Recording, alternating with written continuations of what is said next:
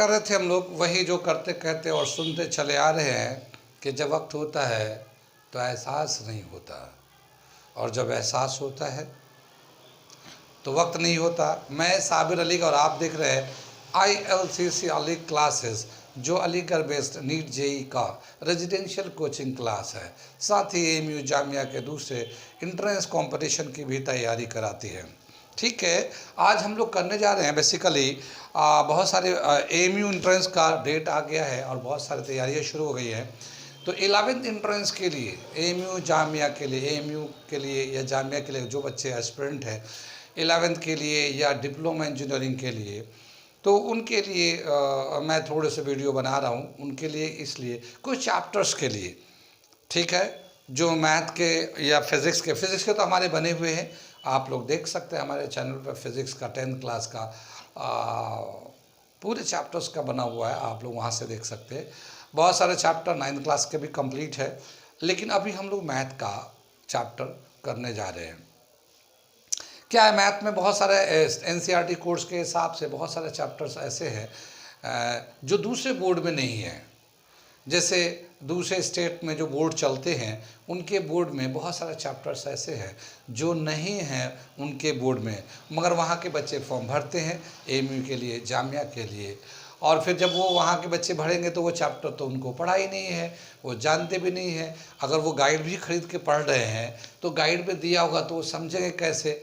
और जिस जगह पे वो रहते हैं, अगर वो आके अलीगढ़ में तैयारी कर रहे हैं या जामिया में ओखला में तैयारी कर रहे हैं तो ठीक है, वहाँ के टीचर उन्हें पढ़ाएंगे समझाएंगे। लेकिन मान लो उन्होंने गाइड खरीद करके अपने घर से बैठ के तैयारी कर रहे हैं तो फिर उन्हें उस एरिया में कोई टीचर भी नहीं मिलेगा, क्योंकि ज़ाहिर है उस टीचर को पढ़ाने के लिए CBSE बोर्ड के टीचर्स होने चाहिए जो पढ़ाते हैं। अब दूसरे माध्यमिक के या बिहार बोर्ड के हैं जिनका वो चैप्टर नहीं है तो वो कैसे, टीचर भी नहीं मिलेगा तो वो पढ़ेंगे कैसे। तो उन बच्चों को जिनको ऐसे चैप्टर या NCERT का कोर्स पढ़ा हुआ नहीं है, जो चैप्टर बिल्कुल अलग है, उनके लिए हम जो चैप्टर अलग है उनको मैथ में हम पढ़ा के डाल रहे हैं। साथ ही वो बच्चे जो अलीगढ़ आके नहीं तैयारी कर सकते, जामिया में जाके नहीं कर सकते, अपने घर से तैयारी करना चाह रहे हैं, वो भी हमारे चैनल को सब्सक्राइब कर लें, क्योंकि उनको इस चैनल से जो भी हम कंटेंट देंगे वो आपको बहुत फ़ायदा करेगा। क्योंकि हम वही सवाल, वही कंसेप्ट को एक्सप्लेन करेंगे जो आपके लिए बहुत फ़ायदेमंद होगा। अगर थोड़े से भी ध्यान से आप देखेंगे तो आपकी तैयारी भी वैसे ही होगी जैसे कि एक बच्चा अलीगढ़ में बैठ के तैयारी कर रहा है, या अलीगढ़ का लोकल बच्चा यहाँ पे रह के तैयारी कर रहा है, अपना घर है उसका, वो तैयारी कर रहा है, आपकी भी तैयारी ऐसी होगी। तो हम कुछ चैप्टर्स को सेलेक्ट करके पहले उन चैप्टर को पढ़ाते हैं जो चैप्टर दूसरे बोर्ड में नहीं हैं, जितनी बात सुन में, और उसके फिर कंसेप्ट को बताते हैं, समझाते हैं, और फिर आगे बढ़ते हैं कि कैसे उसे हम लोग करेंगे। उनमें से बहुत सारे चैप्टर्स में, जैसे 10th क्लास में एक चैप्टर है अर्थमेटिक प्रोग्रेशन, बहुत सारे बोर्ड में है। NCERT कोर्स जहाँ जहाँ चलता है वो सभी जगह है, बहुत सारे बोर्ड वालों ने उस चैप्टर को चला रहे हैं, लेकिन बहुत सारे बोर्ड ऐसे भी हैं जहाँ पे ये नहीं चलता, ये सब चैप्टर नहीं है। तो मैं AP एक चैप्टर है उसे पढ़ाना, समझाना, बताना शुरू कर रहा हूँ, और देखिए उसमें हम क्या बताते हैं। ठीक है ना, AP, ठीक है ना, फुल फॉर्म है अर्थमेटिक प्रोग्रेशन, अर्थमेटिक प्रोग्रेशन। कितनी बात सुन में, AP जानते हैं वो लोग जिनके NCERT कोर्स पढ़े हुए हैं उन्हें तो पता है, लेकिन जो बच्चे दूसरे बोर्ड के हैं उन्हें नहीं पता है। अच्छा, NCERT वाले जो कोर्स पढ़े हुए बच्चे हैं वो भी ज़रूर देखें चैनल को, इसलिए कि जो चीज़ हम यहाँ बताएंगे वो बिल्कुल आपके हटकर है, थोड़ा सा आपको नया लगेगा। देखते जाइए, थोड़ा सा देखेंगे तो समझ में आएगा। अर्थमेटिक प्रोग्रेशन क्या बोलते हैं कि अर्थमेटिक का होता है नंबर सिस्टम, नंबर होते हैं, प्रोग्रेस करना, आगे बढ़ना। तो जब नंबर एक के बाद एक सीरीज़ में लगे होते हैं, ठीक है, एक सीरीज़ में लगे होते हैं, तो ऐसे को हम लोग बोलते हैं AP। जैसे हम लोग देखते हैं ये एक सीरीज़ दे रखा 1 4 7 10 13 dot dot dot dot dot, ठीक है ना, ऐसे नंबर चल रहे हैं। तो क्या है कि ये एक 1 4 7 7 10 13 ये नंबर ऐसे हैं जिनके बीच का जो डिफरेंस है, 4 में से 1 माइनस करेंगे 3 आएगा, 7 में से 4 माइनस करेंगे 3 आएगा, 10 में से 7 माइनस करेंगे 3 आएगा, 13 में से 10 माइनस करेंगे 3 आएगा। तो ये जो इनका जो डिफरेंस है हर जगह सेम है। ऐसा नंबर का सीरीज जिसका कॉमन डिफरेंस हर जगह सेम होता है वही एपी कहलाता है। कितनी बात सुन में ही, the series of the numbers where the common difference is same at everywhere, then this series of number is called AP. ठीक है, जैसे मान लो 2 है, 6 है, 10, 14, 18, इस तरह से चलता रहेगा। कितनी बात समझ में, यहाँ पे 4 में से 6 में से 2 गया 4, 10 में से 6 गया 4, 14 में से 10 4, हर जगह जो कॉमन डिफरेंस है वो 4 है। ठीक, तो जहाँ पे कोई भी नंबर का सीरीज जिसका कॉमन डिफरेंस सेम होता है वो एपी कहलाता है। कितनी बात समझ में आई? समझ में आ रहा है? एपी को देख के पहचान जाएंगे। कितनी बात समझ में आई? ऐसे ही बहुत सारे नंबर्स हैं हमारे पास जो एपी कहलाता है। आप चेक कर सकते हैं उस नंबर को जहाँ पे कॉमन डिफरेंस सेम आता है। जैसे मान लो 1 है, ये 3 है, 5 7 9, इस तरह से ये चलता जा रहा है, ये सब एपी कहलाता है। 2 4 6 8, ये इस तरह के एपी है। और भी डेसिमल में भी दिखाते हैं, डेसिमल के भी नंबर आते हैं, फ्रैक्शन के भी नंबर आते हैं और रूट्स के भी नंबर आते हैं। जैसे एक नंबर मैं लिख रहा हूँ, इतना समझ में आ गया ये एपी के बारे में। ठीक, ये एपी के बारे में समझ में आ गया। एक नंबर मैं और दिखाता हूँ यहाँ पे।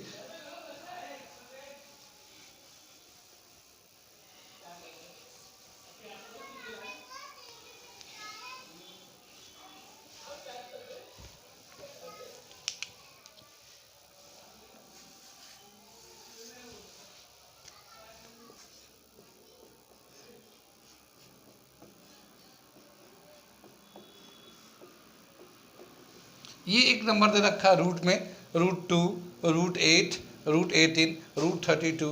ये एपी है या नहीं? आइडिया कुछ आप लोग आइडिया? ठीक है, ये एक एपी है और मैं इसे करके दिखाता हूँ कैसा एपी है ये। ठीक है, क्या दे रखा है? ये √2 है और इसका फैक्टर करते हैं 2 2 2, 8 का फैक्टर ऐसे आ जाता है। 18 है, 3 × 3 × 2, ये एक फैक्टर हो जाता है। ऐसी 32 है, 2 × 2 × 2 × 2 × 2, 5 दफ़ा 2 लिख देते हैं ऐसे ही। ठीक, इसमें पेयर स्क्वायर रूट है, ये स्क्वायर रूट में पेयर बना के निकालते हैं तो ये हो जाएगा √2, 2√2, यहाँ पे 3 का पेयर बनेगा, 3 निकल जाएगा 3√2, और यहाँ पे 2 का पेयर, फिर एक 2 का पेयर, 2 दफ़ा 2 आ जाएंगे बाहर रूट से। स्क्वायर रूट तो जानते ही होंगे, 10th क्लास में है तो इसे जानते ही हैं। ये लिखेंगे 2 2√2, 3√2 और 4√2, ये दे रखा है। ये एक एपी है, समझ में आ रहा है? ये एपी है। अगर इसको और इजी करना चाहते हैं तो लेट √2 = x, हमने √2 को x ले लिया तो ये क्या हो जाएगा? x, ये हो जाएगा 2x, ये हो जाएगा 3x, ये हो जाएगा 4x, और ये कंटिन्यू नंबर है। और इस तरह से हम लोग डिफरेंस निकाले तो x का हर जगह डिफरेंस आएगा, यानी √2 जो है ना कॉमन डिफरेंस हो जाएगा ये। कितनी बात सुनिए। तो इस तरह से एपी को हम लोग, कोई भी एक एपी होता उसको हम लोग देख के पहचान सकते हैं अगर उनका कॉमन डिफरेंस सेम होता है तो। आगे चले हम लोग, यहाँ तक समझ में बात आ रही है? आगे चलते हैं, ये इसे मिटाते हैं, अगला टॉपिक देखते हैं इसमें क्या आता है। ऑफ nth टर्म, ये अगला टॉपिक हम लोग कर रहे हैं, वैल्यू ऑफ nth टर्म क्या होता है। ठीक, एपी को तो पहचाने जाएंगे आप लोग, अब वैल्यू ऑफ nth टर्म निकालने जा रहे हैं कि nth टर्म का वैल्यू क्या होगा। ये देखते हैं क्या है। जैसे मान लो ये एक एपी दे रखा 1 5 9 13 17, ऐसे ये एक एपी दे रखा है। ठीक है ना, क्या है कि अगर इनमें से डिफरेंस निकालते हैं 5 - 1 4, 9 - 5 4, 13 - 9 4, 17 - 13 4, ये एक एपी है। ठीक, इतनी बात सुन में ये तो एपी है। अब अगर एपी है तो कौन सा चीज़ क्या कहलाता है, इसे हम लोग कहते हैं वैल्यू ऑफ nth टर्म, इसे कहते हैं, ठीक है ना, वैल्यू ऑफ nth टर्म, ये जो लाइन है। और इसको हम लोग दिखाते हैं an, इस तरह से दिखाते हैं, ठीक है ना। और यहाँ पे कहते हैं इसको टर्म्स, जैसे इसको कहते हैं फर्स्ट टर्म का वैल्यू कितना है 1, इसे कहते हैं सेकंड टर्म का वैल्यू कितना है 5, इसे कहते हैं हम लोग थर्ड टर्म का वैल्यू है 9, फोर्थ टर्म वैल्यू है 13, फिफ्थ टर्म वैल्यू है 17। तो यहाँ पे दो चीज़ें हैं, एक है टर्म और दूसरा है उसका वैल्यू, कौन से टर्म का कितना वैल्यू होता है। जैसे ये फिफ्थ टर्म है तो फिफ्थ टर्म का कितना वैल्यू है 17, सिक्स टर्म होगा उसी तरह से उसका एक अपनी वैल्यू होगी, सेवन टर्म होगा उसकी अपनी वैल्यू होगी, एट टर्म होगा उसकी अपनी वैल्यू होगी। तो ऐसे जैसे जैसे हम लोग आगे बढ़ते जाएंगे उसका अपना एक वैल्यू होगा। अगर हमसे पूछता है कि मान लो इसी में 20th टर्म का क्या वैल्यू होगा, 20th टर्म का क्या वैल्यू होगा, ये वैल्यू बताना हमें 20वें टर्म का इस एपी का। तो कैसे निकालेंगे, एक फॉर्मूला दे रखा है वैल्यू ऑफ nth टर्म का फॉर्मूला दे रखा है, कैसे निकालते हैं, ठीक है ना। एपी में दो ही फॉर्मूले हैं, एक है वैल्यू ऑफ nth टर्म और दूसरा है सम ऑफ nth टर्म, ठीक, दो फॉर्मूले हमारे चलेंगे इसमें। तो हम लोग पहला वाला फॉर्मूला करने हैं वैल्यू ऑफ nth टर्म। क्या है फॉर्मूला उसका, वो हम लोग लिखते हैं value of nth term a n is equal to first term n-1 into D, ठीक। इसमें क्या है, ये ए एन जो है वैल्यू ऑफ n टर्म होता है, वैल्यू ऑफ nth टर्म,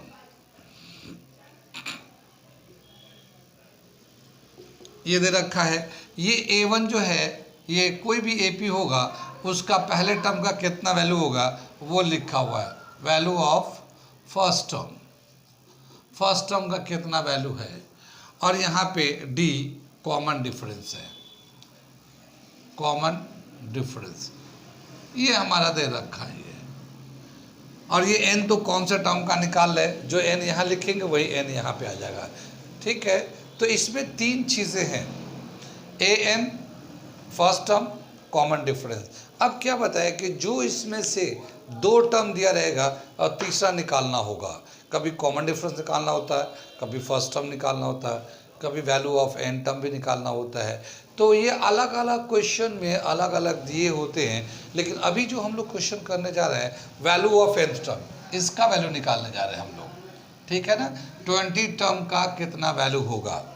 अगर हम लोग इसी एपी का लेते हैं और हम लोग वैल्यू निकालने जा रहे हैं कि क्या होगा 20 टर्म का वैल्यू, तो वो हम लोग लिख रहे हैं।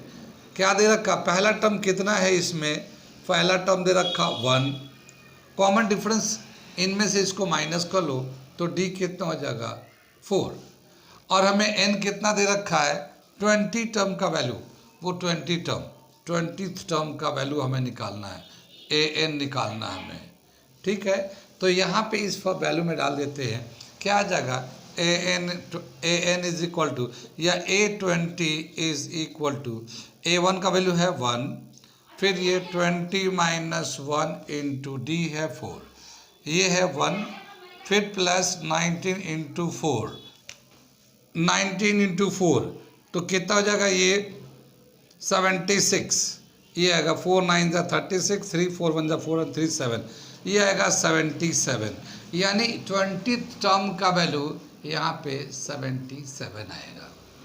कितनी बात सुन में। तो ये एक फॉर्मूला है जिस फॉर्मूले से हम लोग निकालेंगे वैल्यू ऑफ nth टर्म, ठीक है ना। हम लोग कुछ भी निकाल सकते हैं, जो समझ में आ गई ये हमने कैसे निकाल लिया, 20th टर्म का वैल्यू 77 आ गया, ठीक। अगर हम लोग आगे निकालना चाहते 25th टर्म का वैल्यू तो इसी में डाल देंगे, यहाँ n का वैल्यू 25th हो जाएगा, जैसे ये फर्स्ट टर्म है, कॉमन डिफरेंस तो ऐसे ही है, और यहाँ पे n का वैल्यू 25th टर्म का वैल्यू निकल जाता। अगर मान लो हम 30th टर्म का वैल्यू निकालना चाहते तब भी यहाँ पे 30 हो जाता है, यहाँ 30, और इस तरह से हम लोग किसी भी टर्म का वैल्यू निकाल लेते हैं, ठीक है ना। किसी भी टर्म का वैल्यू निकाल सकते हैं इसमें, इस फॉर्मूले से, क्योंकि हमें common difference and first term पता है। अगर हम चाहते हैं कि इसका वैल्यू ऑफ nth टर्म निकालें, इसी का वैल्यू ऑफ nth टर्म, यानी एक दूसरा फॉर्मूला बना लेते हैं जिससे हमें पता चले कि n टर्म का वैल्यू अगर निकालना चाहते हैं तो क्या होगा। कितनी बात समझ में आई। तो अब हम लोग करने जा रहे हैं value of nth term. n term का डिजिट मेंशन नहीं कर रहे हम लोग। जैसे ये 20 है तो 20 तो यहाँ मेंशन कर दिया n, लेकिन हम लोग 20 मेंशन नहीं करेंगे हम लोग, ठीक है ना। किसी भी टर्म के लिए एक जनरल फॉर्मूला बनाना जा रहे हैं हम लोग, जनरल फॉर्मूला। कितनी बात समझ में। तो वैल्यू ऑफ n टर्म के लिए इसको हम लोग मिटा रहे हैं यहाँ से, ठीक। कितनी बात समझ में। और इसे भी कर लेते हैं, वैल्यू ऑफ n टर्म के लिए मिटा लेते हैं, ठीक। आगे दे रखा हम लोग करने जा रहे हैं, इसके आगे हम लोग n टर्म का वैल्यू निकालने जा रहे हैं, ठीक है ना। तो क्या करेंगे हम लोग, ये जो है an तो ऐसे ही रखेंगे। फर्स्ट टर्म का वैल्यू कितना है 1, ये 1 डाल दिया, n -1, और कॉमन डिफरेंस कितना है 4 डाल दिया, ठीक है। तो अगर हम लोग n का वैल्यू निकालना चाहते हैं, n 20 डाल के निकालते हैं, तो a20 जो होगा 4 × 20 - 3 80 - 3 77, ये है ना 77। कितनी बात सुन में। यानी एक ये जो फॉर्मूला हो गया, एक जनरल टर्म हो गया एपी के लिए, इस एपी के लिए। अब हम इसमें किसी भी टर्म का वैल्यू निकालना चाहते हैं, यहाँ n का वैल्यू डालो। मान लो 24 डालना चाहते हैं, 25 डालना, 30, 50, 60, 70, किसी भी टर्म का वैल्यू निकालो, यहाँ डालो, सिंप्लीफाई करो, इस एपी का वो वैल्यू आ जाएगा। कितनी बात सुन में। तो क्या समझ में आए कि यहाँ पे जब भी कभी कोई एपी दिया होता है तो हम लोग nth टर्म का वैल्यू निकालने का ये एक फॉर्मूला होता है हमारा।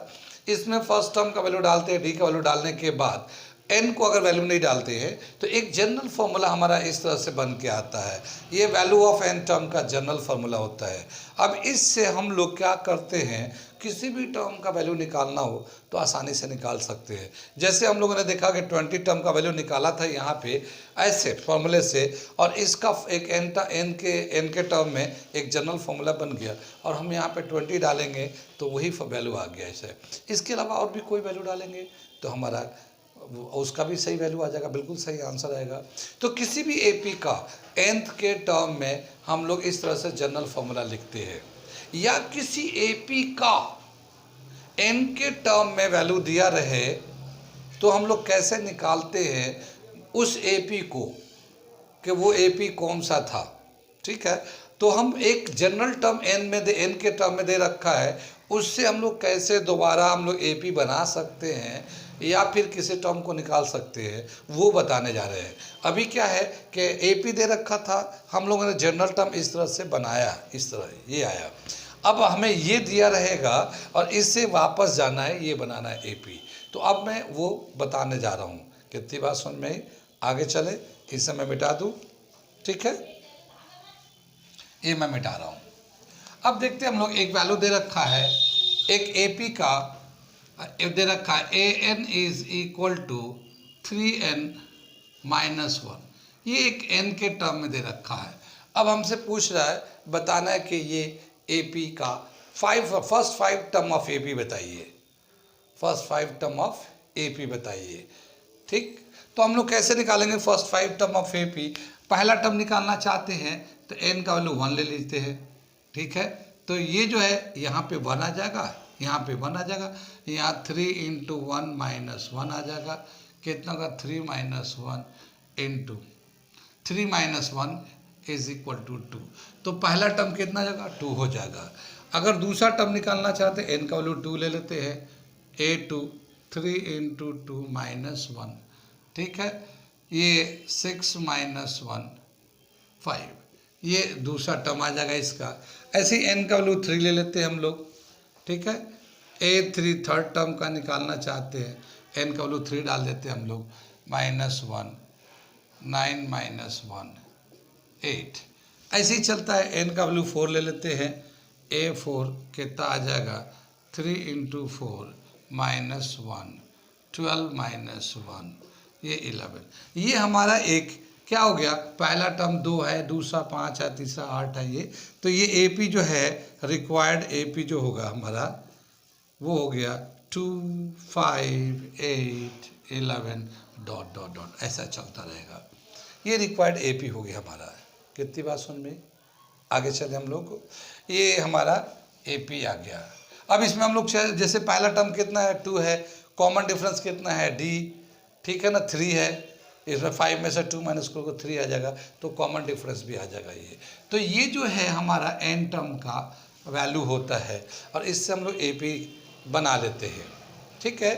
तो क्या समझ में आया कि जब भी कभी कोई AP दिया होगा तो जनरल फॉर्म में n के टर्म में ऐसे लिख देते हैं, या n के टर्म में लिखा होगा तो उससे हम लोग दोबारा AP बना सकते हैं। इससे AP बनाने का मतलब हमें फर्स्ट टर्म भी पता चल जाएगा, कॉमन डिफरेंस भी पता चल जाएगा, और किसी भी टर्म का, जैसे मान लो हम लोग 20 टर्म का वैल्यू निकालना चाहते हैं तो n का वैल्यू यहाँ 20 डालेंगे। जैसे ये 4 तक तो कर ही दिया, मान लो और चलते जा रहा, n का वैल्यू मान लो 20 टर्म का वैल्यू निकालना चाहते हैं तो यहाँ पे A20 कितना जाएगा, इस वाले में ये आ जाएगा A20 is equal to 3 into 20 minus 1, 60 minus 1, 59, ये 20 टर्म का वैल्यू आ जाएगा, ठीक है ना। इस AP में 20 टर्म का वैल्यू 59 आ जाएगा। कितनी बात सुन में, तो ये दे रखा हमारा इस तरह से। आगे चले हम लोग, आगे चलते हम लोग, और ये हमें अब तक इतनी बात समझ में आई कि कोई अगर AP है तो उसका nth के टर्म में ऐसे लिखते हैं, या n के टर्म में दे रखा है तो उसको इस तरह से हम लोग बना लेते हैं, AP बना लेते हैं, ठीक।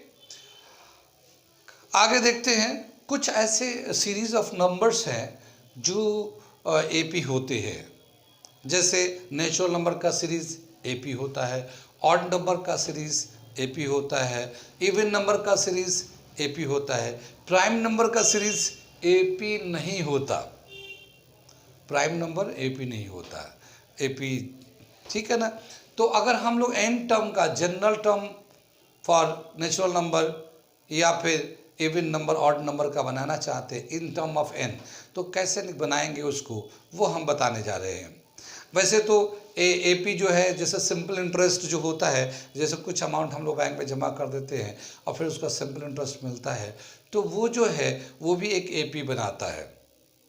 इसी तरह से दे रखा है कि एक कुछ बुक को अगर आप लोग लाइब्रेरी से लेते हैं और लाइब्रेरी हर दिन का चार्ज करता है, कुछ दिन के लिए तो 3 दिन के लिए, 5 दिन के लिए एक नॉमिनल चार्ज है, बाकी उसके ज़्यादा दिन रखेंगे तो एक पर डे के हिसाब से चार्ज आता है, वो भी एक AP बनाता है, ठीक है। ऐसे ही दे रखा हमारा कि कुछ वर्क है, अगर मान लो कोई वर्क काम करवाना है तो बताया कि एक लिमिट वर्क के लिए हमें कुछ अमाउंट देना है, फिर उसके बाद उससे जितना ज़्यादा काम बढ़ाते जाएंगे, पर डे के हिसाब से उसका बढ़ता जाएगा, तो वो भी एक AP बनाता है। ऐसे ही दे रखा, गाड़ी की ड्राइविंग अगर करते, कहीं आप ट्रैवलिंग कर रहे हैं और गाड़ी को अगर हायर करते हैं तो उसका एक फिक्स चार्ज होता है कि गाड़ी आप बुक करेंगे तो इतना रुपये देना है, उसके बाद पर किलोमीटर के हिसाब से आपको इतना देना है, तो वो भी एक AP बनाता है। तो ये जो बहुत सारे डेली लाइफ में एक्टिविटीज़ हैं, अगर उनको भी अगर हम लोग अरेंज करें तो वो भी एक AP बनता है, ठीक है। लेकिन अभी हम लोग करने जा रहे हैं AP फॉर AP को इन टर्म ऑफ n, ठीक है ना, natural number, odd number and even number का इन टर्म ऑफ n बनाने जा रहे हैं, ठीक है ना। ये हमारा एक नेचुरल नंबर है, ठीक है ना, 1, 2, 3, 4, ये हमारा नेचुरल नंबर है, ठीक। इसमें पहला टर्म है 1, D है 1, ठीक है, और n टर्म का वैल्यू निकालना चाहते हैं, एक जनरल फॉर्मूला बनाना चाह रहे हैं हम लोग, ठीक है। तो AN is equal to A1 plus n minus 1 into D। First term कितना है, 1 है, ये n माइनस 1 इंटू D का वैल्यू कितना है, 1 है ये, ठीक। ये 1 ले लेते हैं, ये 1 से इससे मल्टीप्लाई n माइनस 1 हो जाएगा, तो ये हमारा कैंसिल होके n आ गया। तो ये जो जनरल फार्मूला है हमारा, किसी भी टर्म का वैल्यू निकालना है, यानी 10वें टर्म का वैल्यू 10 आएगा, 12वें टर्म का वैल्यू 12 आएगा, 13वें टर्म का, क्योंकि क्या है कि टर्म एंड वैल्यू हमने बताया था ना, ये फर्स्ट टर्म है उसका वैल्यू कितना 1, ये सेकेंड टर्म है उसका वैल्यू कितना, सेकेंड टर्म का 2 वैल्यू है, थर्ड टर्म का वैल्यू 3 है, फोर्थ टर्म का वैल्यू 4 है, ऐसे फिफ्थ टर्म का वैल्यू 5 होगा, सिक्स टर्म का वैल्यू 6 होगा, ऐसे ही nth टर्म का वैल्यू n होगा। ये हमारा इन टर्म ऑफ n आ गया। कितनी बात सुन में, ये तो हमारा नेचुरल नंबर का हो गया। For natural number, for natural number, ठीक है ना, a n is equal to value of n term is equal to n, ये आ गया हमारा। ठीक, अगर हम लोग ऑड नंबर का लेना चाहते हैं तो ऑड नंबर का देखते हैं हम लोग। अगर ऑड नंबर लिखा हुआ, ऑड नंबर जानते हैं, फॉर ऑड नंबर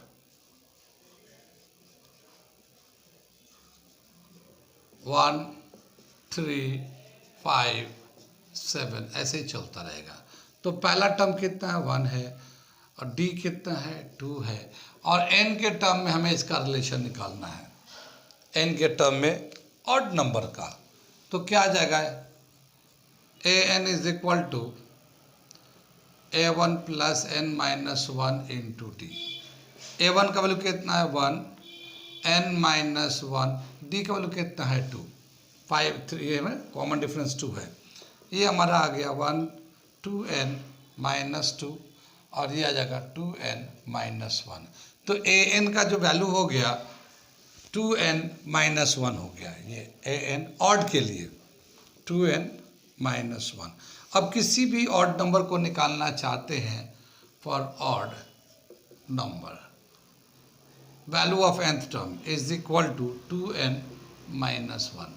ठीक है, अगर हम लोग इस फॉर्मूले से निकालना चाहते हैं, मान लो 20th टर्म का वैल्यू निकालना चाहते हैं, कितना आएगा इस फॉर्मूले से, तो a20 is equal to a1 1 हो गया, फिर 20 माइनस 1 इंटू डी 2 आ गया। ठीक है ना, कितनी बात सुनना है, ये हमारा 1 हो गया, ये 19 इंटू 2 हो गया, 1 प्लस 38, ठीक है ना, 39, ये हमारा 39 आ गया, ऐसे फॉर्मूले के हिसाब से। अब अगर हम लोग यहाँ पे निकालना चाहते हैं, 2 इंटू 20 माइनस 1, 40 माइनस 1, 39, इससे भी 39 आ गया, ये 39 वो 39, तो ये एक जनरल फॉर्मूला बन गया हमारा। कितनी बात सुने, ऑड नंबर का कोई भी टर्म का वैल्यू निकालना चाहते हैं एन, तो उसका जनरल फॉर्मूला बन गया 2n माइनस 1, ये फॉर्मूला। ठीक, चलते हैं इसी तरह से इवन नंबर का बना देते हैं हम, और देखते हैं उसका क्या फॉर्मूला आएगा फॉर इवन नंबर। इसे मैं मिटा दूँ, समझ में आ रही है, ठीक है। ये हम लोग क्रैश कोर्स के लिए बच्चों को हम लोग तैयार कर रहे हैं, उनके लिए हम लोग थोड़ा सा कंसेप्ट डेवलप कर रहे हैं, रिलेशन इक्वेशन फार्मूले बना रहे हैं, ताकि वो कंपटीशन में जल्दी से कोई भी क्वेश्चन को करना हो तो कर सकते हैं। ठीक है, आगे कर रहे हैं हम लोग इवन नंबर का। क्या दे रखा है फॉर इवन नंबर, ठीक है, 2 4 6 8 डॉट डॉट डॉट चलता रहेगा। ये पहला टर्म दे रखा है 2, डी दे रखा है 2, और एन का वैल्यू निकालना हमें, तो a n is equal to a1 plus n minus 1 into d. a1 है 2, n माइनस 1, कॉमन डिफरेंस भी 2 है, 2n माइनस 2, ये कैंसिल हो जाएगा, 2n आ गया, तो an का वैल्यू हो गया 2n। इवन के लिए कितनी बात समझ में, इवन नंबर में nth टर्म का वैल्यू कितना आएगा। मान लो हम लोग चाहते हैं 20th टर्म का वैल्यू, 20 टर्म का वैल्यू कितना होगा। अगर हम लोग इस फॉर्मूले से निकालते हैं तो क्या आ जाएगा, a20 is equal to 2 plus 20 minus 1 into 2, तो ये 2 है, ये 19 इंटू 2, ठीक है ना, 2 38 40, यानी 20वें टर्म का वैल्यू होगा हमारा 40। कितनी बात में, इवन नंबर। अगर हम लोग इससे निकालना चाहते हैं a20 is equal to 2 into 20 40, ठीक है ना, इससे भी निकल गया। तो क्या हम करना चाह रहे हैं कि अगर हमें इवन नंबर होता है तो for even number an is equal to 2n, ठीक है ना, ये फॉर्मूले। तो ये 3 फॉर्मूले हो गए, ये हमारा नेचुरल नंबर का हो गया, an is equal to n, ये ऑड नंबर का हो गया एन 2n-1 और ये इवन नंबर का हुआ 2n। तो ये एक हमारा n के टर्म में जनरल फॉर्मूला होगा।